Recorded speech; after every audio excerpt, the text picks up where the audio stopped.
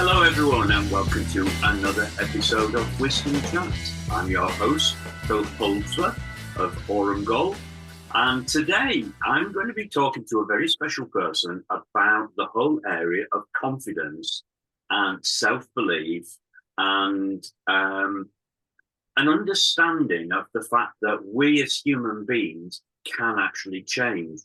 Even if we believe in ourselves, this is who I am and I can't change. So I'd like to, without further ado, introduce my guest, Maria. Now, Maria, forgive me for my pronunciation of your surname, but Maria Guimarães? Guimarães? Yeah, right. Okay. Well, thank you very much for correcting me there. Now, Maria, thank you very much for coming on to Wisdom Chat. It's lovely to have you here. Also, I'd like to, in introducing you, just let our listeners know that you are a confidence coach. But your journey has been very interesting and very inspirational in terms of how you've arrived at where you're at today as a confidence coach. You're a catalyst for change. And you demonstrated what you teach others and what you help and support others through by your own life, haven't you? Thank you, Phil. Thank you for this invitation and for letting me talk a little bit about the confidence. And yes, I did quite a change myself. I had a long journey, and that's why my passion is talking about confidence now. Yeah. Because I used to say I did born over 40 years old.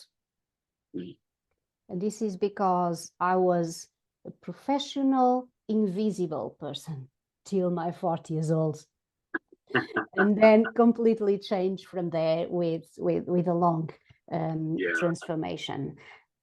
Yeah, just to say that, I mean, there'll probably be a lot of people listening to this who could actually identify with that phrase that you said. You know, you said you're a 40-year-old invisible person. But I suppose individually, people would either say, I like to be individual. I don't want to invisible. I don't want to be out the front or the focus of attention. And oftentimes it can be because of how they perceive themselves. Maria, just tell us what life was like, because prior to you having quite a significant opportunity. So, and that opportunity being an accredited TEDx speaker. So prior to that, just tell our listeners, what was life like for you? How were you as a person, and the point in which you made the decision to go down the TEDx route, and what was life like leading up to when you actually spoke? Yes, Phil. So the change was really significant, because when I talk about invisibility, I was somebody that couldn't say a word in a room with more than 3 people. Right. I could have a one-to-one, 1 with 2 people conversation, but if I could see 3 people in the room, I wouldn't say a word. And this was since I remember to be a person. And as you can imagine, these issues with confidence influence hugely your personal and professional life, because I grow like this. I went to the work environment like this. So in my life, I have lost opportunities of promotions, of different jobs. I have refused jobs, even if they were something very important that I wanted, because I just couldn't put myself out and show my value. And I know exactly how it feels for somebody that has this kind of experience when you are in the work environment, for example, and you feel that your life, you don't progress as you see everybody else around you. The sense of frustration is very strong and affect you, and then not even in your professional life, it starts affecting you also in your personal life. Yeah. Many times goes to more difficult situations, almost in the mental health side. Yeah.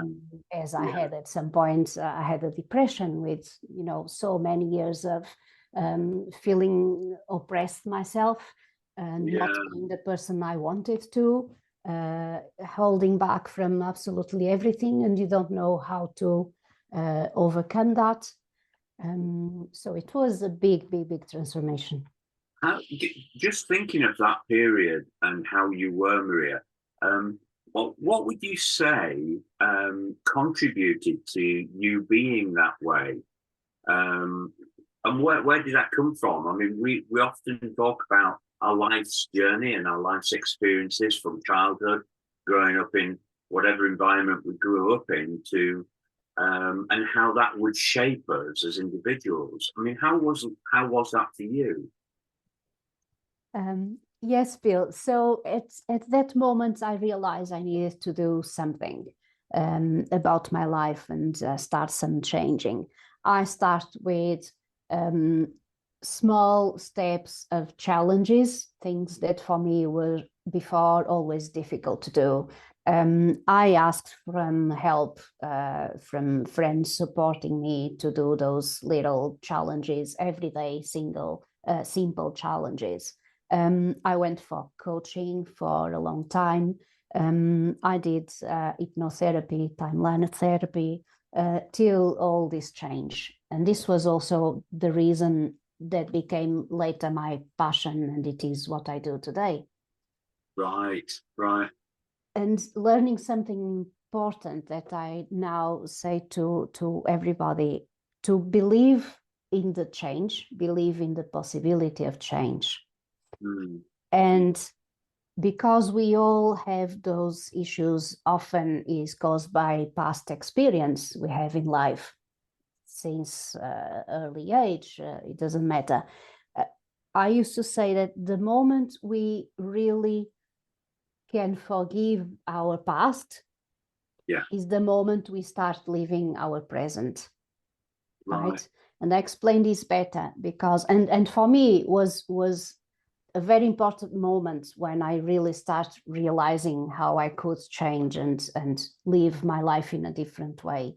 Yeah, just say to say, Maria, sorry for interjecting, but I just wanted to pick up on that point about forgiving the past, because that's a very interesting thought, isn't it? And I actually understand what you mean by that. And so just to put some context for our listeners, it's where I suppose, I'll talk about me in so much as when I was growing up, I didn't really have the encouragement or the belief in me to amount to a great deal. So although my parents, my mum in particular, would say, "Oh, well done," but she wouldn't necessarily encourage me in terms of what I was capable of doing, or actually believe I was capable of doing something sort of a little bit more or what have you. And I grew up thinking or being very, I suppose, having a poor self-image and not really believing in myself, and really struggling to communicate with other people in society. So I would, when family members were visiting, extended family, I would take myself to my bedroom because I didn't know what to say to them. And I, the more I tried, the harder I tried to say something, the less I said. And I totally understand you. Yeah, dried up. But what you're saying there is it's to recognize that you can change. All of us have the ability to change. And it's the ability to let go of the past or forgive the past so that you are free then to move forward in whatever way that may be. Is that a sort of fair explanation? Yes, it is, Phil, but I even explain it a bit better what it is for me, because as you, I had a similar experience. For example, in my case, I was raised since I remember me, to listen that I should not exist. And I Right. used to listen this from my mom, right? So I was raised this way, I should not exist. Yeah. So obviously I grew up trying not to exist. So that's why I was quiet, I was hiding most of the time. I tried to be invisible, and I was really invisible. So, and this obviously shaped the way I grow up, and even in adult. And it's an event of my past that had affected so much my life. And I did, for many years, I did forgive the person involved, and in this case, for example, my mom. Yeah. But the difference for me is because I believe we forgive the people involved in the events of our past. We do, and I think as humans, we have a huge potential of forgiveness, right? Yeah. So we do forgive the people, but it's different from forgive the life. Yeah. Because, for example, I never considered my mother guilty of this, or I don't think she did it on purpose. So I really did forgive her, but didn't forgive life about why this happened for me. Right. Right. And for me, this is the big difference. We overcome the events related to the people involved in them. Yeah. Our families or whoever it is, but we don't forgive the event from the life perspective. If I could just interject there with regarding that forgiveness, because one of the things I've learned about forgiveness is some people who are listening may say, but I couldn't forgive them, and I think the thing I find often is people's lack of understanding about forgiveness. It's not letting somebody off who actually perpetrated something. So in this case, I'm talking to people who willfully did things, but it's not about letting them off, but it's about releasing you from the harmful effects of what that person did and the memories that were tied to that. And it may well be a journey for some people.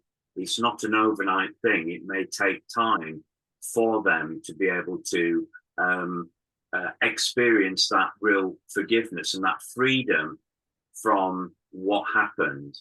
But then, like you say, it's tackling then the belief that I can now do something about this. So sorry, you continue, Maria, in terms of what your journey.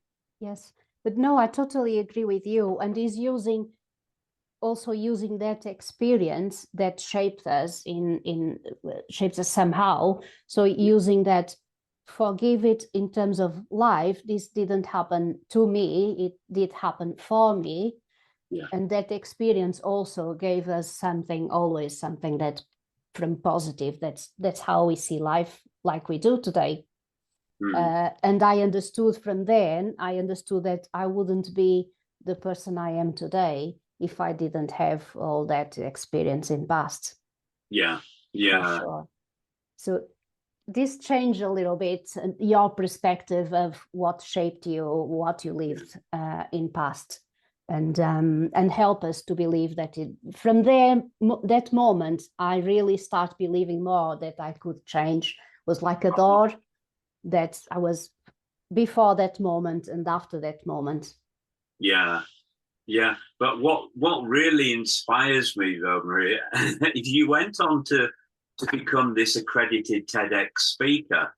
And some people even now will probably be thinking, oh, I certainly couldn't do that. But you went from somebody who lacked an awful lot of confidence and that belief that you couldn't exist, which we know is not true at all, but to a person who could stand in front of an audience and speak with them And I mean, you've done many speaking engagements since, but just tell us about that journey up to becoming an accredited TEDx speaker and the actual experience itself. Yes, that has a little story, Phil, because in fact, that TEDx was the first time I did spoke in public about my story. Wow. And I mentioned a few periods of my story in the talk. And because the speaking was a dream since I was a child, I used to see on television or whatever speakers talking about different things. And I used to dream if I could be on a stage like, and I used to think that's absolutely impossible for me. So it was only a very, very far away dream. And that's how I grew up. But it was always in my mind, I would love to be able to do that.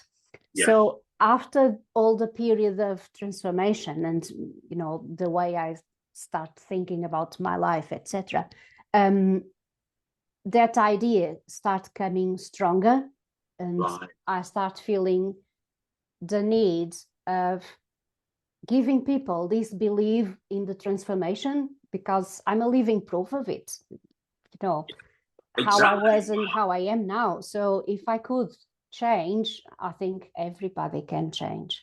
Yeah. And I start feeling that need of giving people that that example of possibility in the change. So from that point, I start working on the idea came stronger, and the TEDx was always for me one of the main points of my dream, you know, because of all it represents. So I start thinking more serious about it. I found a trainer for the speaking, which I was learning how to do it. And then I start looking for an opportunity of doing. So it was also a long process, and I did it for others. It did help me also, me personally, in my journey with my experience, because I was going to talk about things very personal and difficult to talk in public. So I must say it did help me also, but was past the imagine. I was there live in presence and explaining all the transformation, how I was and what they could see at the moment talking. So you can see it obviously on the YouTube. It's available. Well, I'll put the link in to that YouTube footage for our listeners to pick up. So when we post this on social media, our listeners will be able to sort of connect to the TEDx talk that you did, which will be wonderful. Thank you. So in there, if you go there, so you will see the story, and the title is "You Should Not Exist." And I do exist. I'm there and I'm talking about it. So that's why my main message to everybody is, please believe in the possibility of change. Yeah. Now my question to you, Maria, though, is getting to the crux of the thing, because a person can make a decision, right, I'm going to do something about it, is one thing. To actually then do something and, you know, have, for example, the TEDx date in your diary, and, you know, on that date, I'm going to be speaking to a room full of people. So how did that feel once you got that date in your diary? How were you feeling, and how did it feel leading up to doing the talk? Very honestly, Phil, was like a roller coaster. I sort of kind of imagine that, yes. But it's I wanted our listeners to hear that, because you know, this notion that I could never change like that actually can apply to all of us. We can all change, but our change might be different one to another. But still, at the end of the day, somebody once coined the phrase, feel the fear and do it anyway. exactly. And then I think if you believe and if you want it so strongly, that will be stronger than your fear. If I'm explaining. So for me, as I said, it was a roller coaster anyway, because with all the mix of my past, all the fears, all the insecurities, then suddenly I was going to talk in public about all that, right? So there was also the panic factor. So there was days I was super enthusiastic because I was going finally put it out and talk about and help other people doing what I did. And other days I was, the panic was kind of stronger. And I was thinking, well, this is too strong. The theme is deep. It's all about my life. It's too much exposure. One thing is you go on the stage and talk about, whatever, or technicals or professional things, and it's different when you involve it's not only your image, is almost your soul, your personality. Right. So is stronger. So that's why days I was super excited, and days I was thinking, oh, can I really do this? Yeah. But as I said, it was a very long dream. And after what I did, my main point was, I want to help other people to see that this is possible, that this exists. Yes. I am a human, I'm a person, and I was able to do it. Everybody can. And that was stronger than all the panic, all the fears. So I get to the day and I did it thinking I'm doing this for others. If I can save time, I took 30 years to do it, this change, to decide to do it and to become who I am now. If I can save them some time to others to do it quicker and earlier, it's all worth it. Definitely. And that, speaking as one who has been, it's a different journey, but tackling some of the same challenges of, in me, a poor self-image, a belief I can't do this. I was actually going to speak at an event many years ago, and I remember contacting the organizer of the event and saying, I can't do it, and I backed out. And I just remember how I felt when I didn't go ahead with it, and I felt so disappointed. So the next opportunity that ever arose, and it took a while, but the next opportunity, I decided I'm not going to back out this time. I'm going to do it.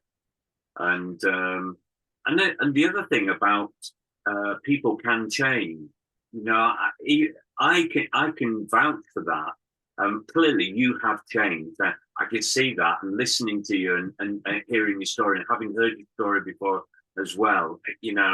It's a confirmation that this is true. People can change, and I know I had a real fear of heights, and I was inspired one time many years ago by a documentary about the training that the parachute regiment had to go through in order to get their Green Beret and become a parachuter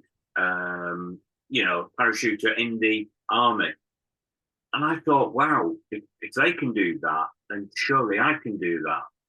And I dared to believe that I could jump out of an aeroplane and do a parachute jump. And I did it. I jumped from 2,500 feet on my own. But there's a little caveat to it, because I say to people, I'd never flown before. So this also was the first time I'd flown in an aeroplane, and there wasn't a seat to sit on.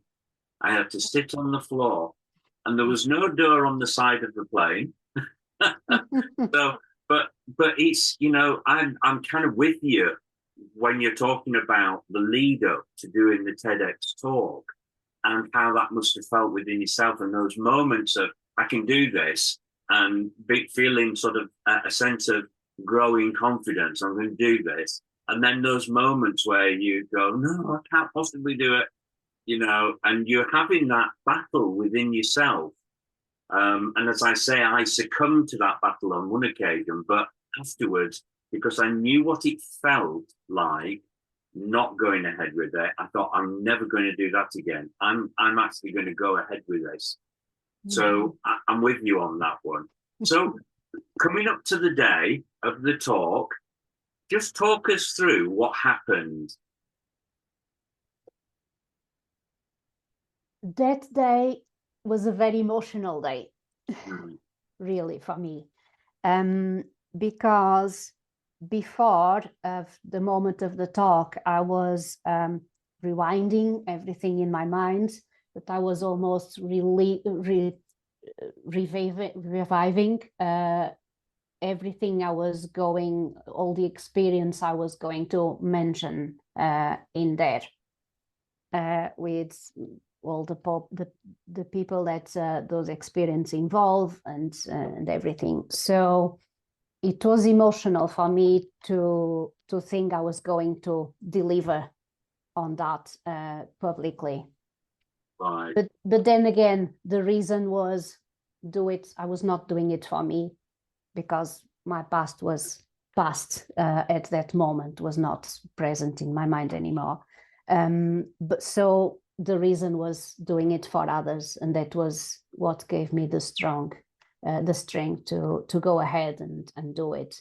Wow. And that after I got many messages from people resonating with and writing to me and saying thank you for for mentioning those kind of experience and giving some help and some strength for trying also do some changes.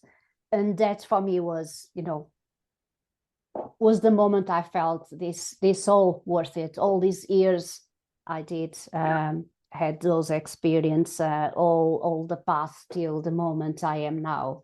I wouldn't be who I am. Right. But I did it, and the result of this talk and resonate with people and think I'm not the only one here. Yeah. And I'm giving the belief of the change, of the possibility that pays off absolutely everything. Yeah. I think that's the crux of often these challenges, is the fact that I'm the only one that feels this way. I'm the only one like this, and that's actually not true. There's so many of us who can identify with these things. And I too have found, when I've talked about some of my own experiences, others have then said, yeah, I felt that. And so that's one point. But I'm just thinking now, you've done your TEDx talk, and you've communicated what you wanted to communicate. At that moment in time when you finished and the audience gave you an applause and you came off the stage, how were you feeling at that moment in time? I felt all the adrenaline is the first feeling, honestly. Hence the roller coaster ride that you mentioned earlier. Exactly. All the adrenaline. And then yes, is a feeling of thankfulness for everything, for the experience, for the life. I think I finally understood the last idea of forgive to the life I had before, and this was all for a reason. And in this moment, I can see the reason. Yes. If I'm explaining. Yeah.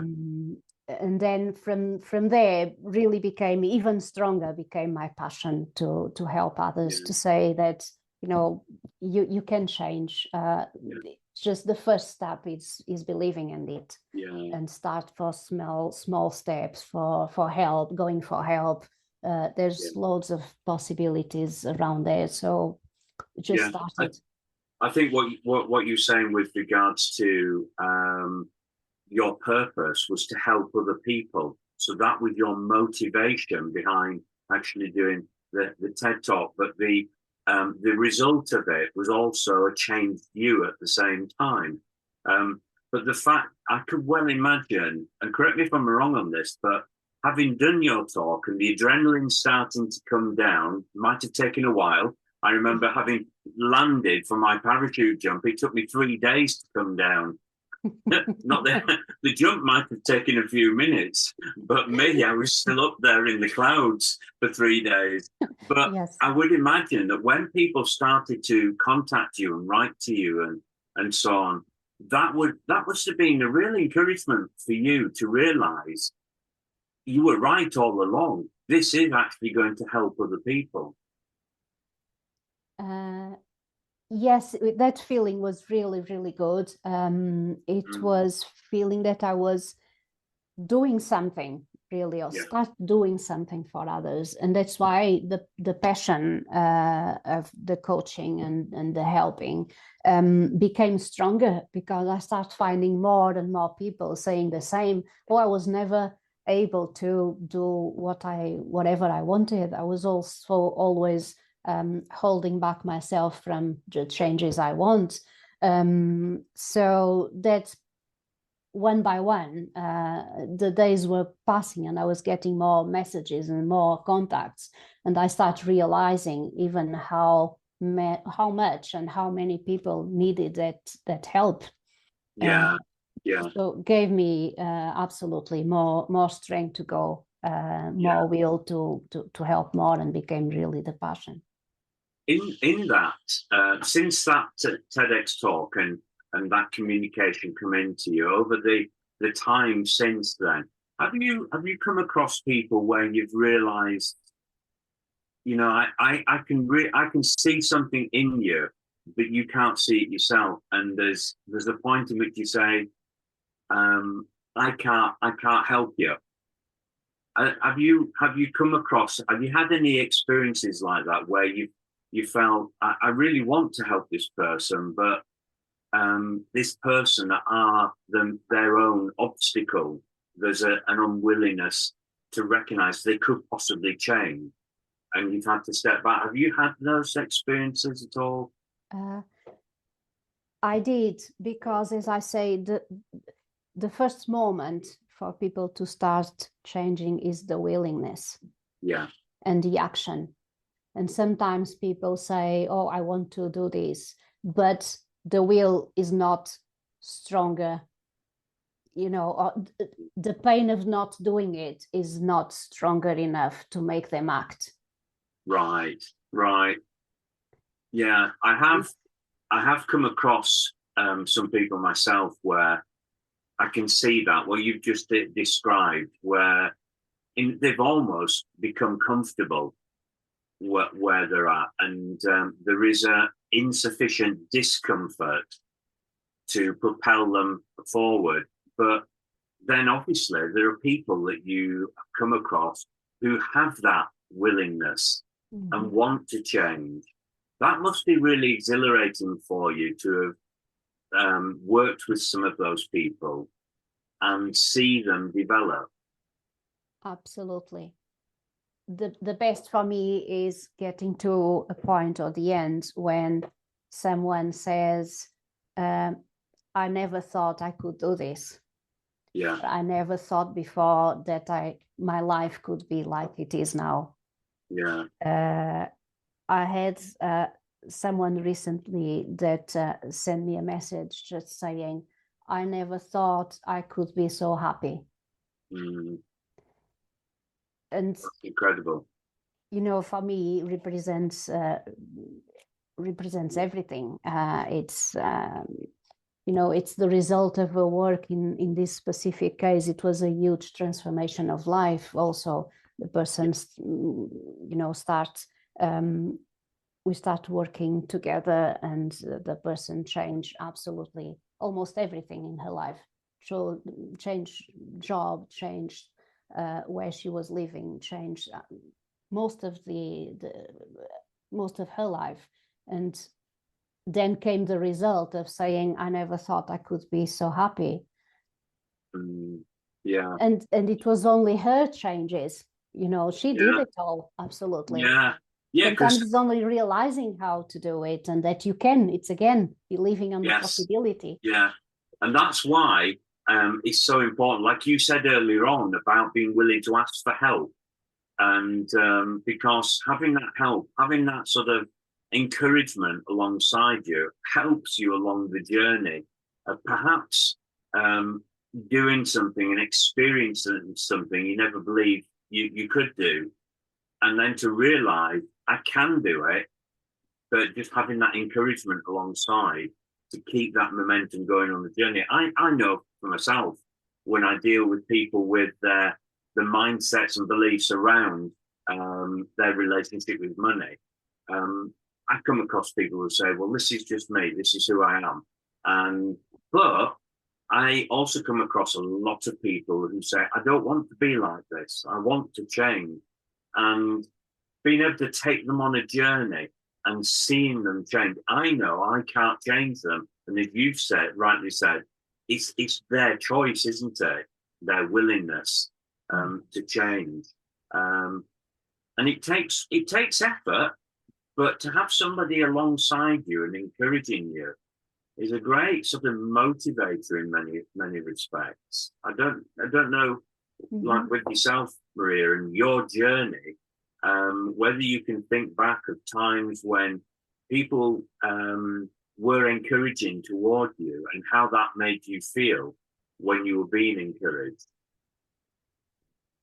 Yes, Phil, because again, it depends on us. I am a true believer that we have all the skills inside us. Yeah. But the way how we use them or not, it is what makes the difference. And sometimes we get some encouragement about, oh, you can do this, you are able to do that, but we don't believe it.